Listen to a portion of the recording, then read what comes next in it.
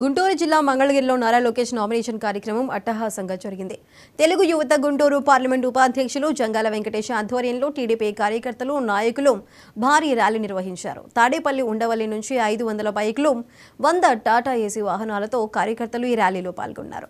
Undavalli centre నుంచి మిద్ది centre మీదుగా షరాఫ్ బజార్, సీతారాం కోవెల, కూరగాయల మార్కెట్, ఉర్వశీ థియేటర్, పాత మంగళగిరి మీదుగా ఎంటీఎంసీ కార్యాలయం వరకు ఈ ర్యాలీ జరిగింది.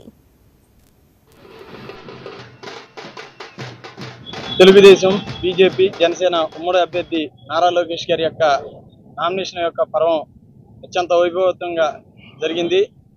నాయకులు, కార్యకర్తలు అందరూ కూడా స్వచ్ఛందంగా రావటం, మరి నామినేషన్ యొక్క పర్వం ఘట్టం ఇప్పుడు పూర్తయింది. ఇక మనం ఉన్నటువంటి లక్ష్యం నారా లోకేష్ గారిని అత్యంత మెజార్టీతోటి గెలిపించుకొని మంగళగిరి యొక్క సమస్యల్ని ఆయన ద్వారా పరిష్కారం చేసుకునే విధంగా మనమంతా కూడా ఆయన్ని గెలిపించడానికి ప్రజలు కానివ్వండి, నాయకులు, కార్యకర్తలు ఎక్కడా కూడా ఎటువంటి పొరపచ్చాలు లేకుండా